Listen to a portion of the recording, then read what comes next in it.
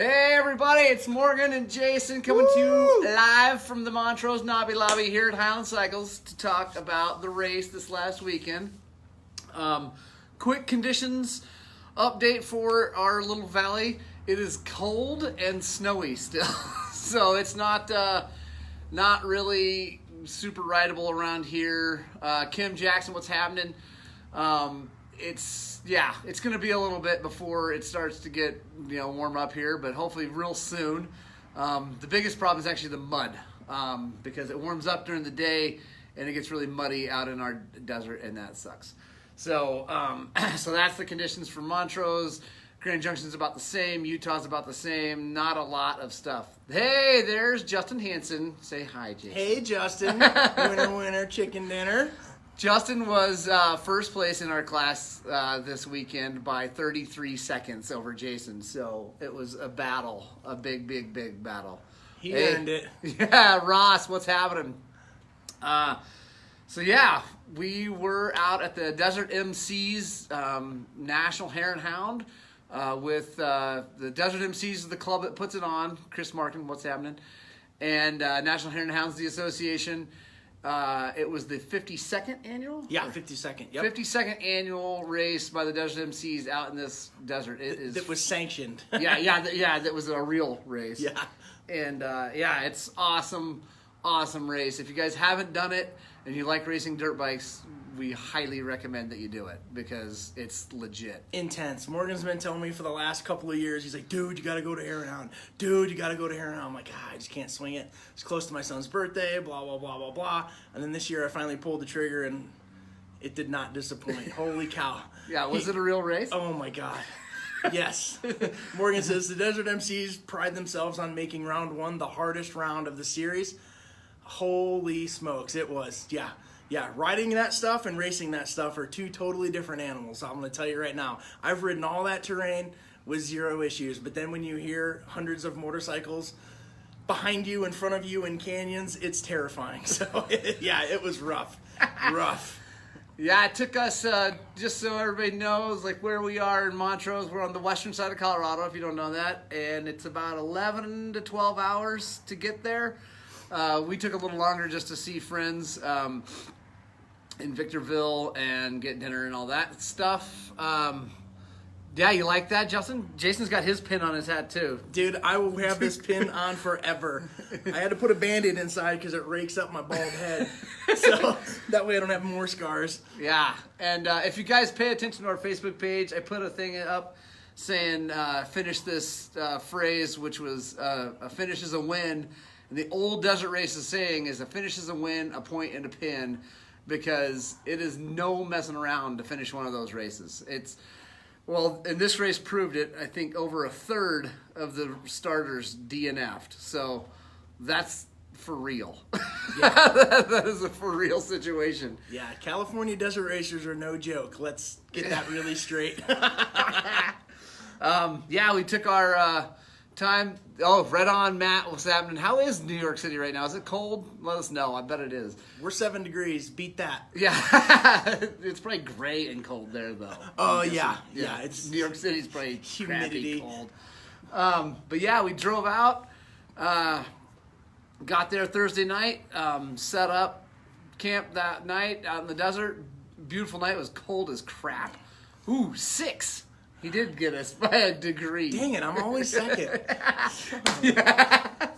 And, it was pretty easy drive. And then, Jim, 2 degrees, that's no good, dude.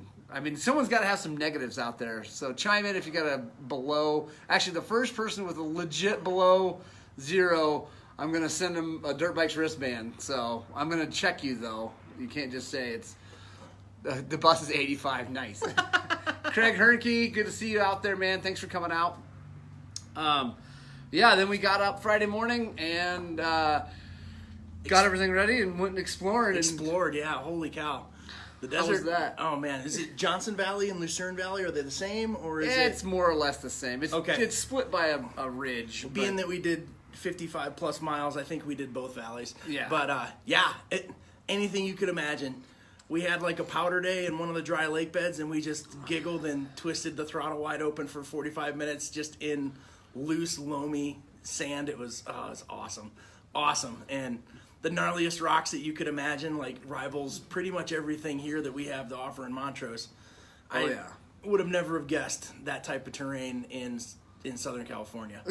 Jeez, oh man. And then we ran up against the 29 Palms military base. Cool, yeah. Which is pretty cool. There's like just signs, donk, donk, donk, like marking the boundary.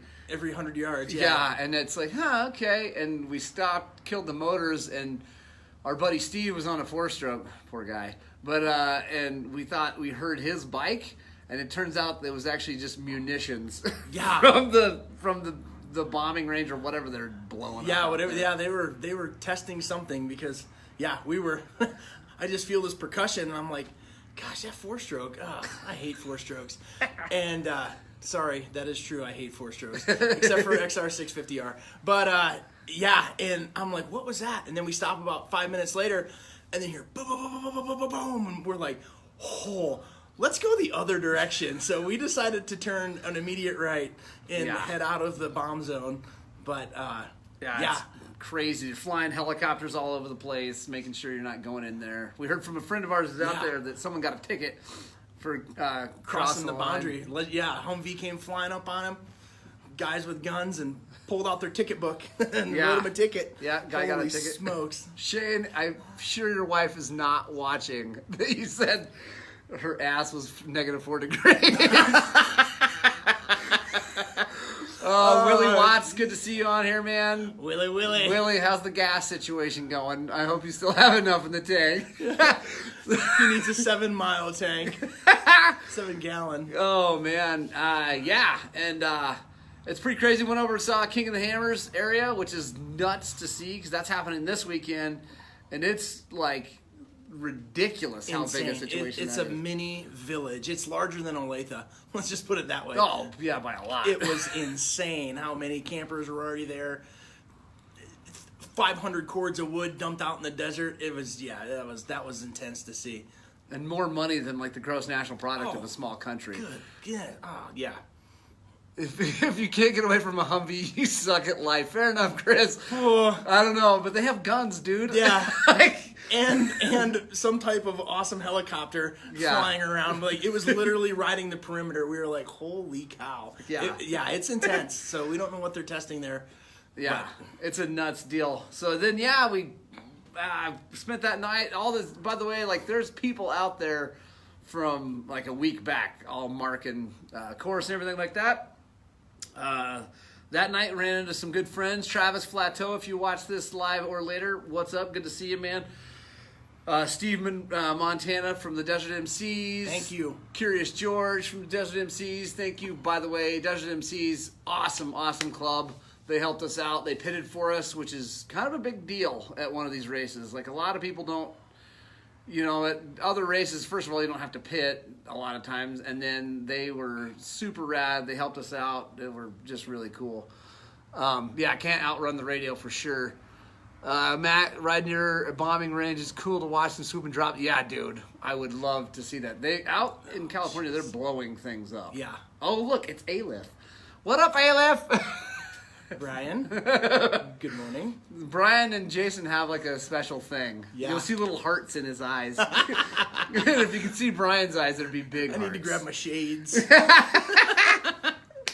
Oh, man. So, it was cold again that night. Moisture coming up from the ground. But we figured the heater out. That was the other thing. Yeah. First night, heater wasn't running. And Morgan's like, what is going on? I'm like, bet you the battery's dead and the igniter won't fire. Sure enough, night 2, we were sweating. Yeah. It was, and it wasn't because we were in the same sleeping bag. Well, it could have been. That's here nor there. Oh, that's awesome. So it was awesome though. Got up the next day. He touched you in a bad spot. You touched him in a bad spot. But we had a great day the next day because our friends showed up. Will Stambaugh, Chris Markin, and Gator Stambaugh all came out. And Jared Prosser. Prosser Creek was there too. And they got out and Gator crushed it in the kids race. Absolutely dominated. It was really, really, really cool to watch. So that was super fun. And then we went for another ride just to kind of check out the harder sections. And no, we don't have friends, Brian. Except for you, but that's like more than friends. So yeah, we went to check out the harder sections, and that ended real quick. Let's just get that real straight. Day 2 of riding was, let's go try the hard stuff. Let's go check it out. Let's just see. And yeah, we started up the first hill climb, and Morgan cleans it. Typical me, I botched the bejesus out of it, and I'm like, goodness.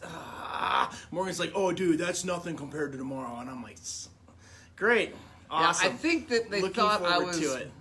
like actually BSing that. I was like, because I kept telling them like, this is real deal, guys. This is like legit, and it's gonna get a lot harder.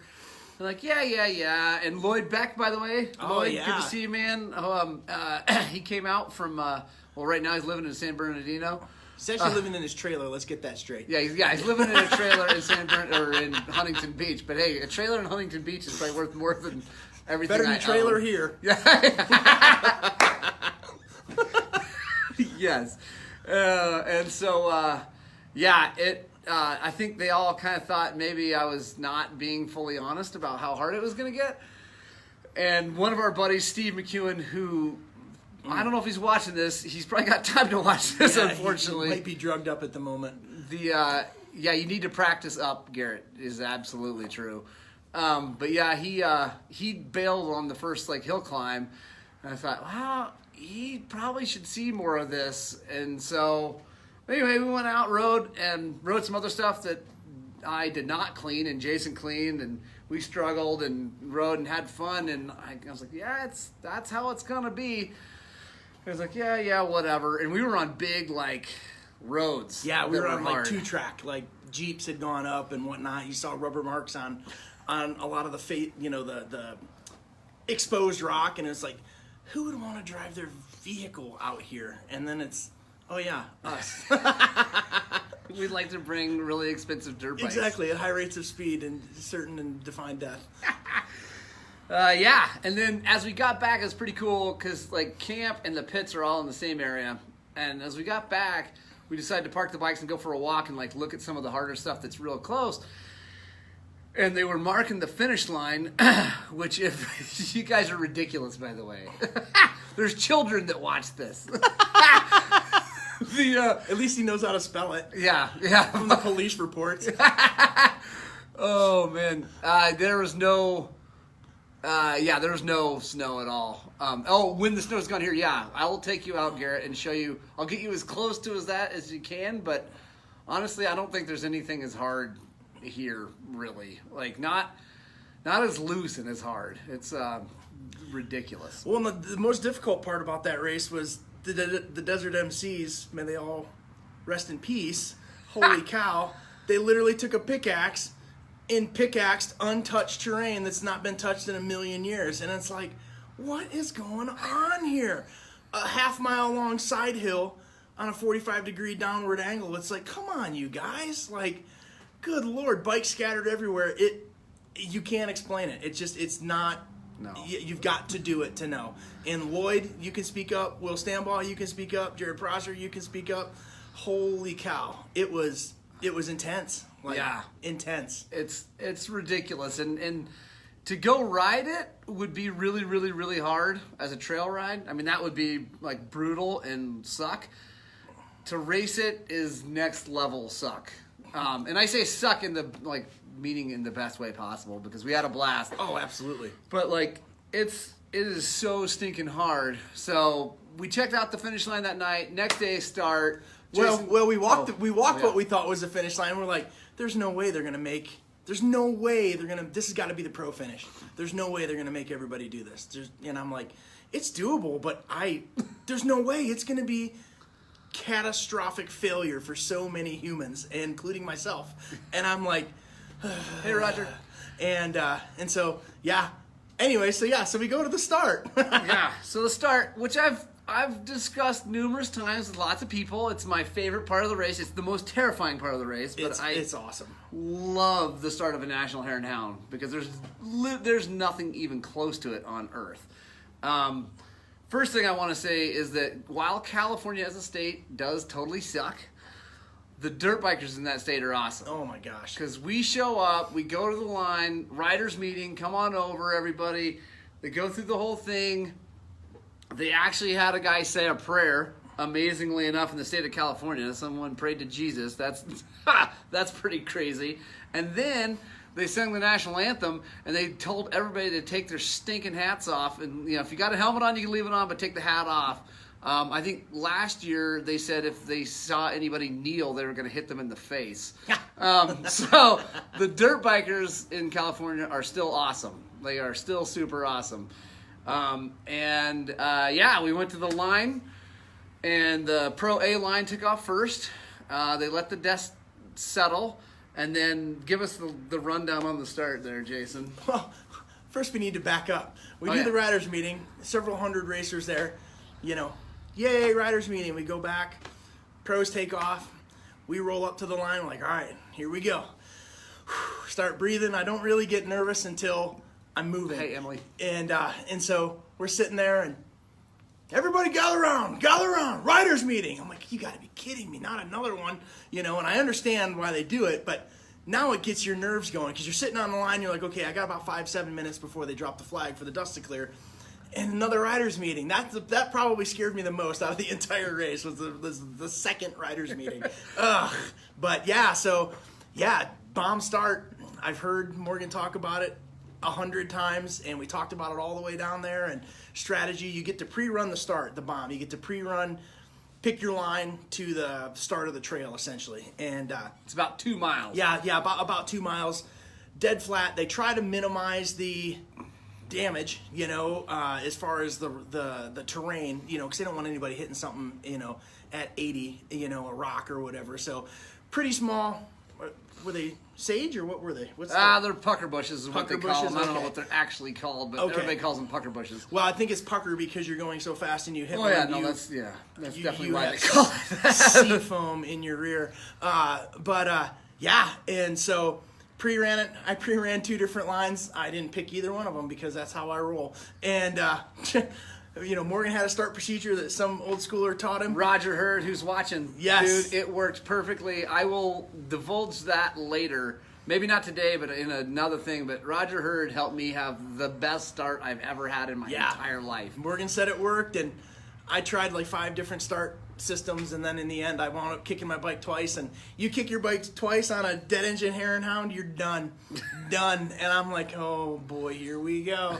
And there were several road crossings, and by road I mean like side by side, or somebody taking their camper back in the desert.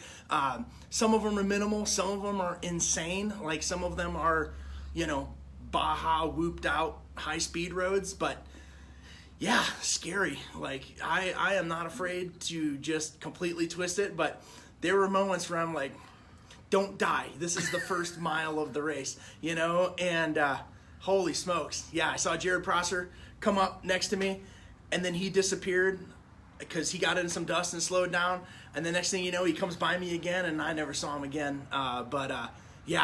Crazy. Like, just intense. Yeah, and the first 5 miles, it's nuts, because it's 2 miles to the bomb, and then the first marker, like the mile marker, was at mile 5, and you cannot believe how fast that thing comes up. 100%. I never saw the bomb flags. I either missed them, the dust was way offline, I have no idea, but the first mile marker I saw was 5, and I'm like, whoa, this is going to be over so quick, I'm going to be great. Mistake. Yeah. Yeah, and it starts in the whole first 5, almost really 10 miles was fast. Yeah. Like just pinned wide open. Yep. And the big 450s and stuff like that start coming by you. I had clean air for quite a while, and then the 450s came by, making lots of dust. Heart rate at least 200. It's crazy. And it's nuts. It starts to settle down a little bit. You go through the first check, get going, and the terrain roughens up a little bit. But man, you're in 5th gear, or is 6th for me every now and then. Like half to 3/4, like the whole time. Through the rocks, through the 2-track uphill rock climbs. Dude. Bikes scattered everywhere. Like Morgan said, he goes, dude, there was one time I passed like 20 dudes in a canyon. And I'm like, oh, come on. Yeah, we're dirt bikers. We exaggerate a little bit, but I'm like, come on now. That is no joke. The first rocky uphill, there's like 7 bikes peeled off. Helmet's already off. I'm like, how are these guys so far ahead of me? So I'm hoping they were on the A line, because otherwise I was way behind. And holy smokes, man. Yeah, like you just got to literally navigate with braille. That's how I do it. I just bounce off the biggest rocks and hope for the best, because everybody's in the good line. Skrills, what's up? What's up, Chad? But yeah, it was definitely an experience, and it didn't let off, that's for sure. So, no, and the first loop was nuts. Like, I was worried because this guy is never afraid of holding it wide open, and I usually am a little bit, so I pushed like completely out of my comfort zone for the whole first loop. Justin passed me. I forget where we were, Justin. He passed me somewhere in the little bit rougher stuff on the second loop. But I managed to keep Jason behind me the whole first loop, which was crazy, because that's not normally how things go for me. And I thought incorrectly that I would be able to keep him behind me in the rocks, but it turns out that I completely exploded myself.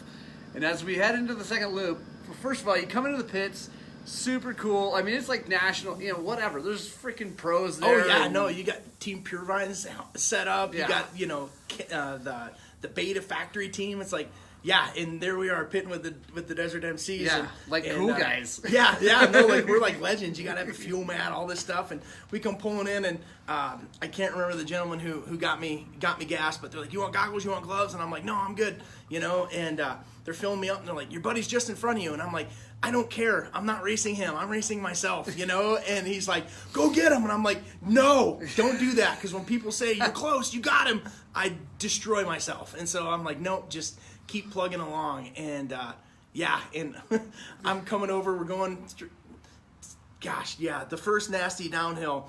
Guys walking their bikes. Poor girl. She was walking her bike as well, and she kept falling. And I'm like, I'd love to help you, but I can't even pick my own bike up, let alone help pick your bike and then my bike. So, I'm like, you all right? And she's like, yeah, I'm good. And so I, needle my way down through this thing and get to the bottom and look up. I'm like, and so I had my bike.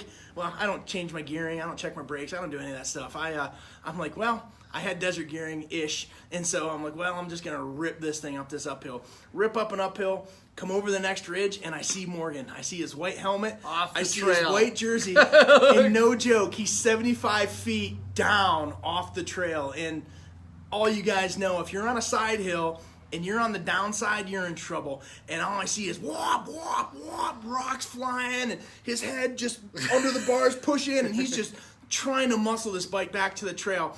And he's about 10 feet from the trail by the time I get to him. And I just go by and I'm, hi! And then I looked up, I was like, you son of a... And so, everybody that knows me knows that the tighter and the technical it is, the more times I come off my dirt bike and the more blood I leave in the woods or the trail.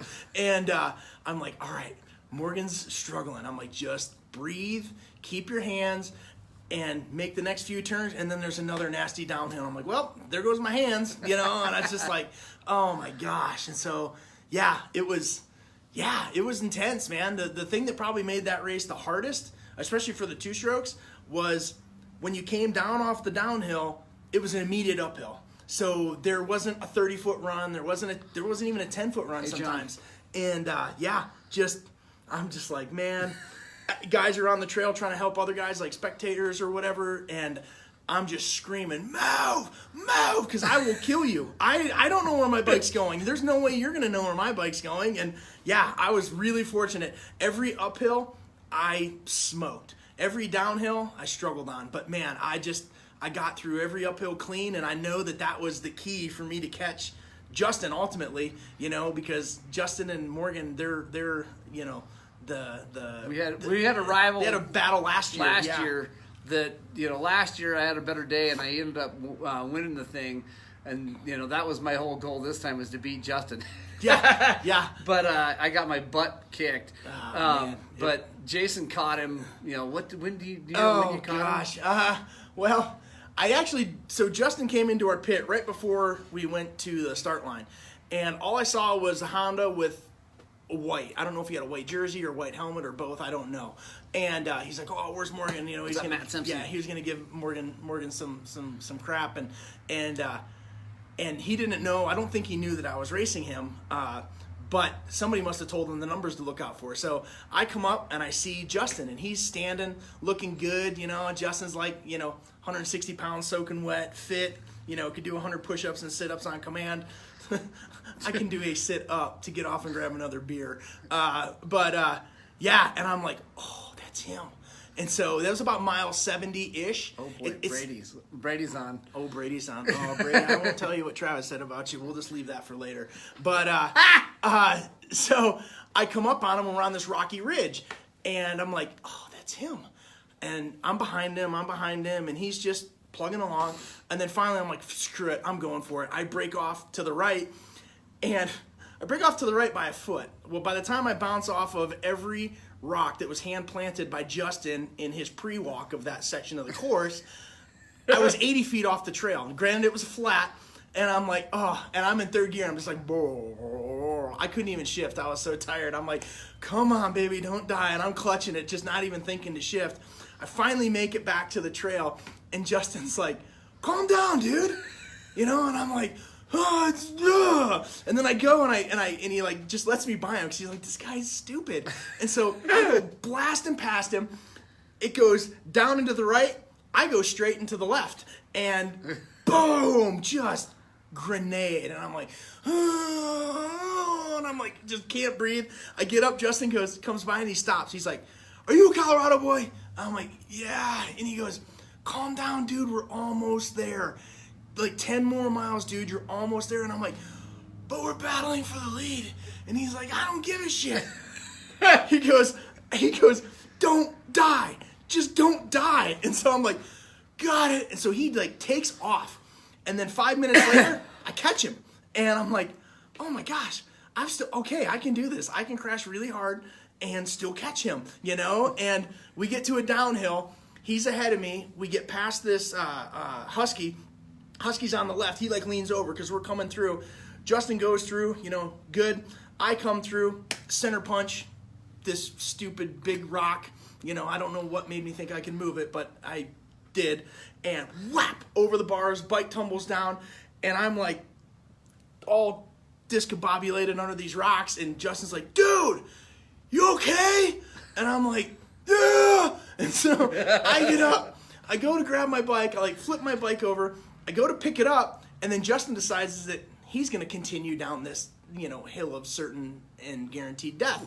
And Justin hits a rock, flips over the bars, and he tumbles, rolls 3 or 4 times. And I'm like, dude, you okay? And he's like, oh. And so he climbs up. I'm not even going to attempt to go by him. I'm just like, just go, dude. It's all you, just go.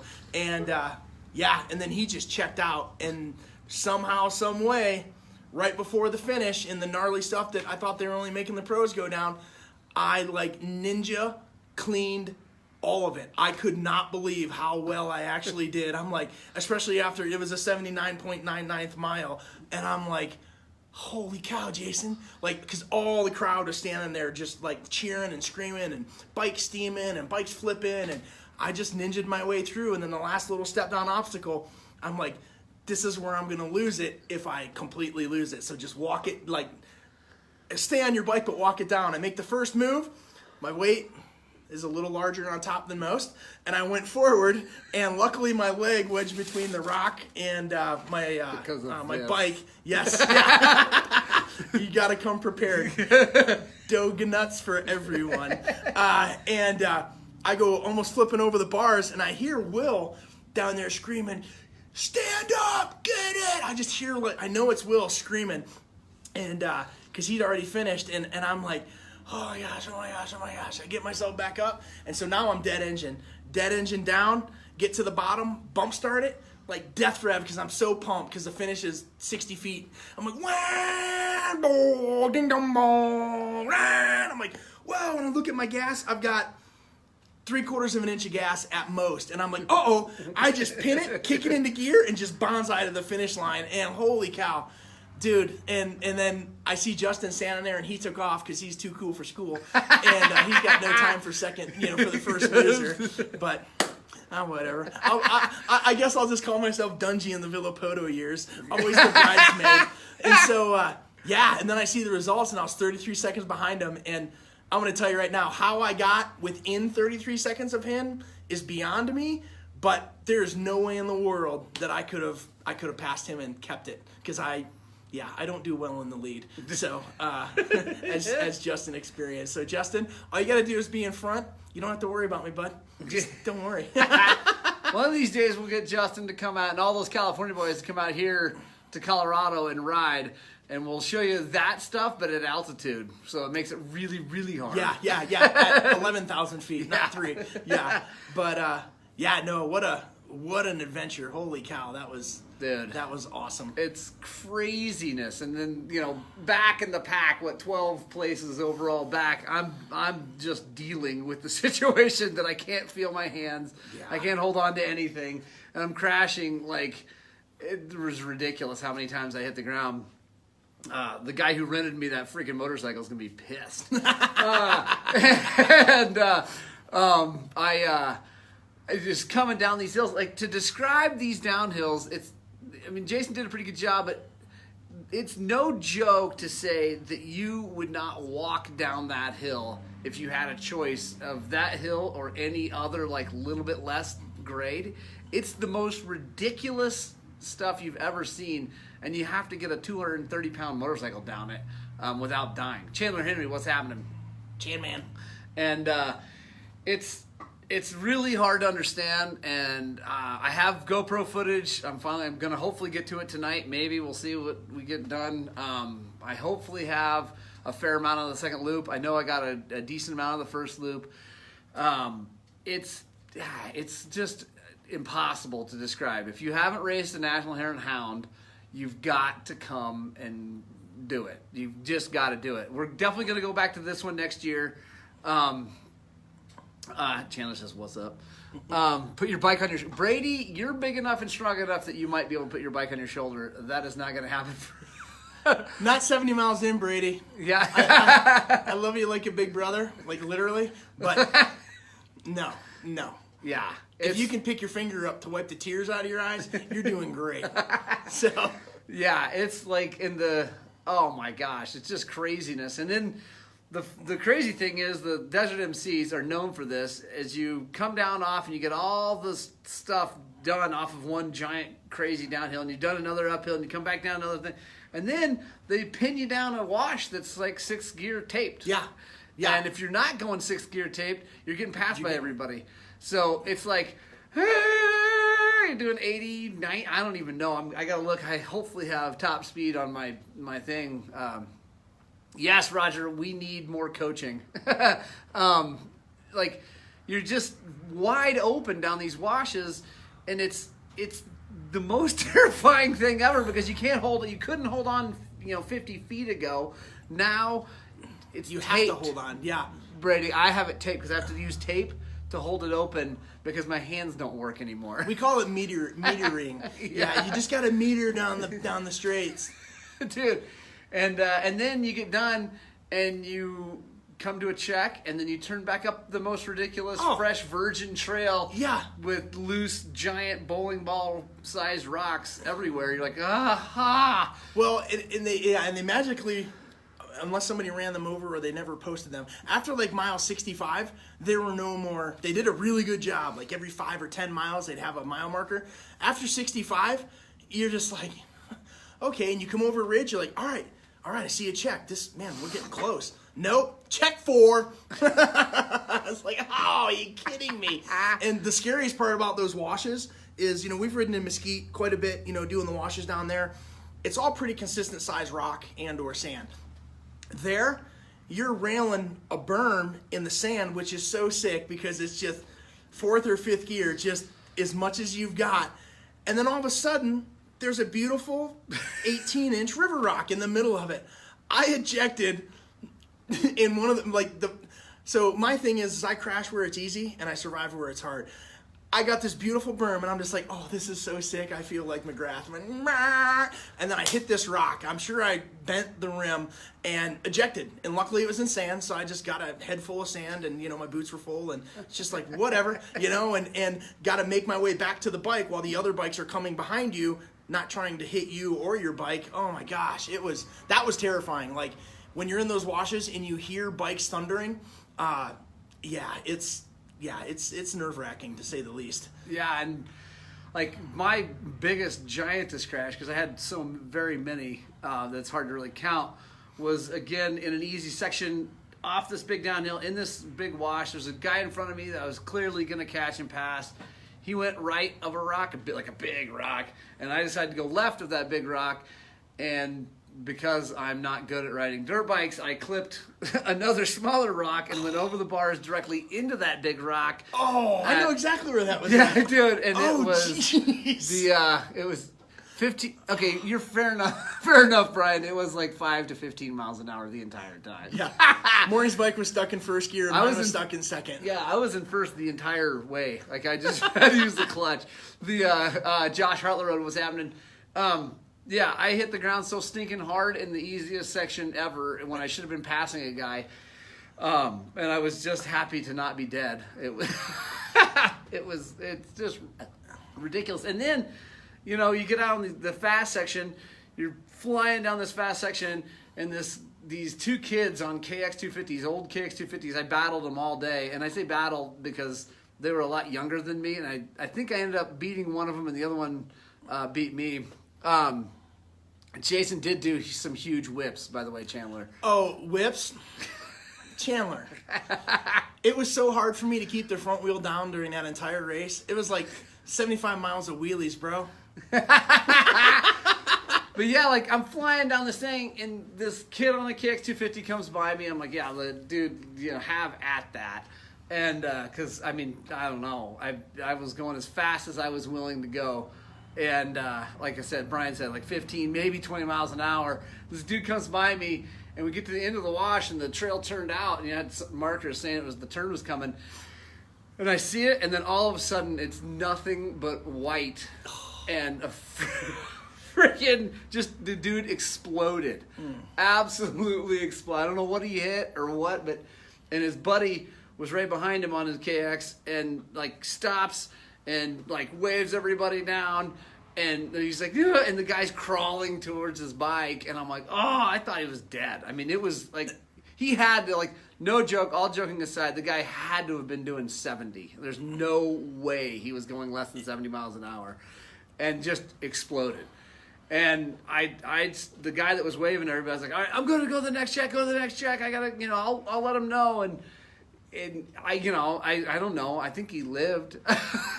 No, and that's no joke. Like we're teasing about dying and all that stuff. Like it's not a joke. Like the crawl. Morgan said the guy crawled. I know that there's people telling stories all week and the rest of their lives about, dude, this dude went around, clipped the rock, and then he was crawling to his bike. Or, oh my gosh, you should have saw this guy. All I saw was his hairy back, and he was crawling to his bike.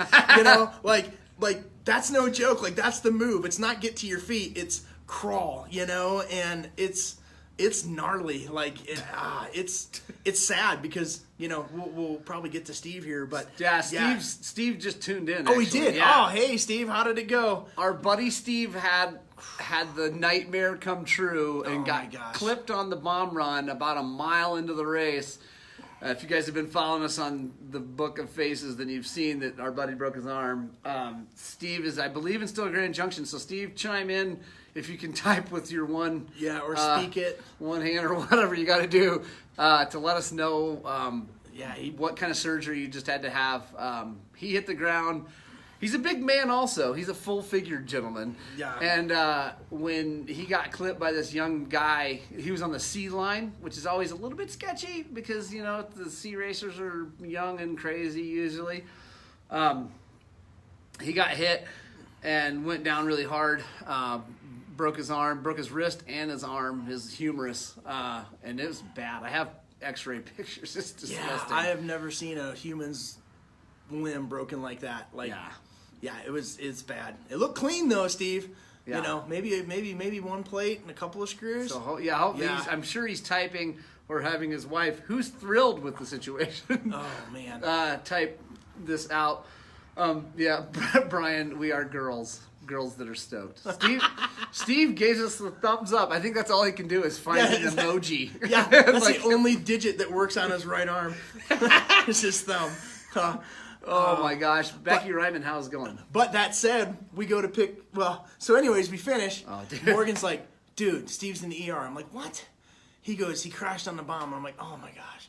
Well, long story short, we don't know. I don't know where his bike's at. Basically, he made us clean his stuff up. Yeah. So Steve, way to get out of And you said you're gonna buy us dinner, and you didn't. Yeah. This guy not missing dinner. Yeah. You owe me dinner. He's like an elephant. He's gonna remember forever. Exactly. And so, anyhow, I go to get our fuel and our goggles and all that stuff from the pit, and I'm like, yeah, we were talking to like, oh, how's your buddy? I'm like, I don't even know. What are you talking about? I didn't even know he was hurt. Like, oh no, we got his bike. So Desert MCs took his Again, bike. thank you. Yes, back to their pit, which we were guest pitting with them, which was massive, like insanely massive.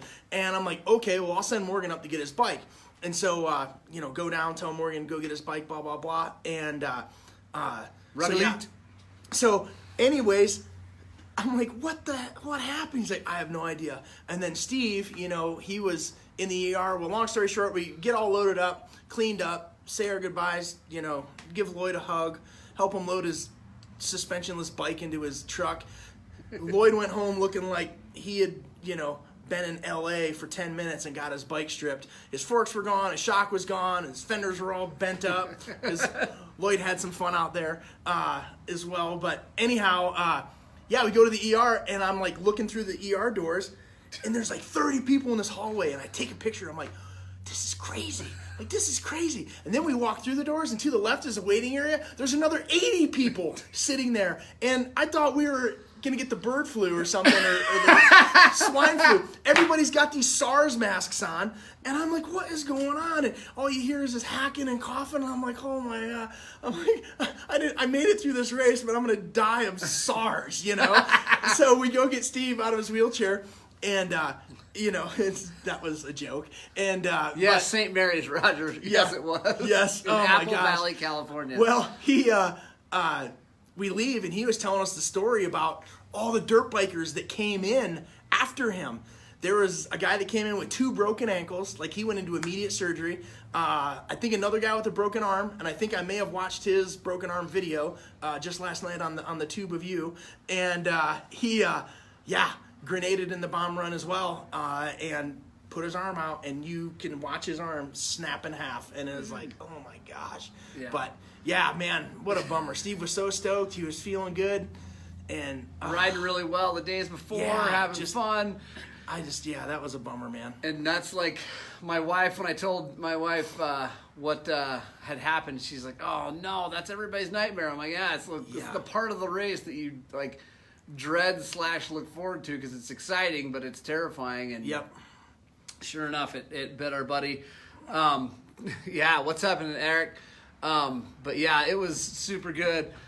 Cut out. Well, hey, Justin, thank you so much for being so cool all the time when we see you and here on the Book of Faces. Yeah. He's a rad guy, Justin Hansen. He's also a bit of a sandbagger, but a lot of a bit of a sandbagger because while we were on the podium, don't wanna steal your thunder there, Big J, but all I hear is sandbagger, move up, and the announcer goes. After he was done talking to me, he goes over and he's like, well, this isn't the first time I've talked to this guy, and it sure is not going to be the last. And I'm like, and I look at him and I'm like, this guy's a ringer? Are you kidding me? So, anyways, good day, Justin. Yeah. Great racing. Yeah, one of these days we'll get him out here to ride in Colorado. Steve says he will be back. That's awesome.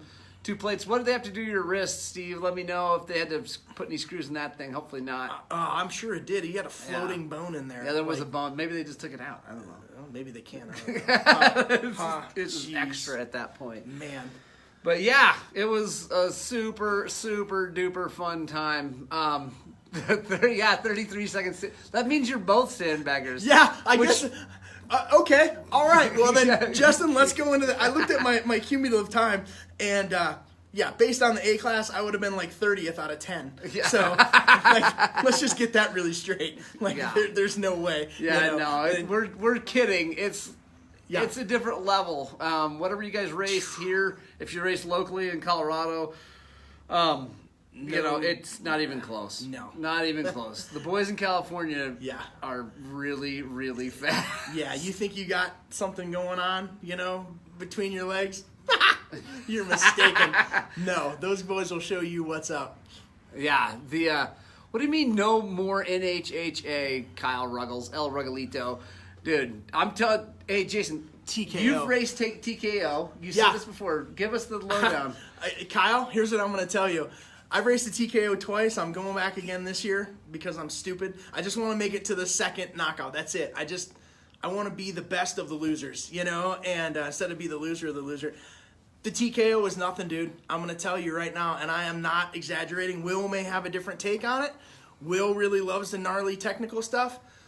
The first loop, you know, Morgan was like, dude, you're going to love it. It's wide open, this and that. It's wide open to the point of you see one blue marker, which is danger, and you're into a gnarly rock downhill. And it's like, holy cow. Like, yeah, it's, dude, I just, me personally, that is the hardest race I have ever competed in. Like, just bottom line. Yeah. So, yeah, no, and no more Hare and Hound. Kyle, that's like me saying no more going to school. Or no more girls. Or, well, sorry, I don't know exactly, but, you know. So, no, I'm definitely going to do more of them. That was awesome. Like, Yeah. It was really, really insane. Yeah, we got to do more. And, yeah, guys, if you've never done it, sign up. Check it out. Go do it. Nate Scott, what's happening? By the way, everybody who's still watching, Punk Rock Club, give us horns if you're still watching this thing down to the end. We appreciate it. Next week is going to be talking with Nate Scott of Bulletproof Designs. He's going to be joining us on the line, as they say. And so we're going to be talking about Bulletproof Designs. They make the super duper coolest stuff to keep your bike safe and all that stuff. I can say that, like, all my guards did their job. They kept the rocks from bending rotors. And Yeah, the guards are hammered. My radiators were stayed straight, even though the thing hit the ground 1,000,000 times. Probably a short show. Nah, Nate's a good dude, and he's gonna do lots of things. Chandler Henley says "brap" to you. So sorry, I don't speak four-stroke. So I apologize for the lack of understanding. yeah, guys, I hope you have a ripping good day. Thank you guys so much for watching. We super duper appreciate it. Stay tuned. We're going to be going to more races this year. I've been off for a few years of not racing. Jason races a lot, and so we're going to try to follow around a little bit more. And yeah, the days are getting longer. The sun's coming out. The snow's going to melt, and real soon we're going to be riding here. And yeah, I hope you guys all have a good day. And again, as always, I hope you get out and ride your dirt bikes!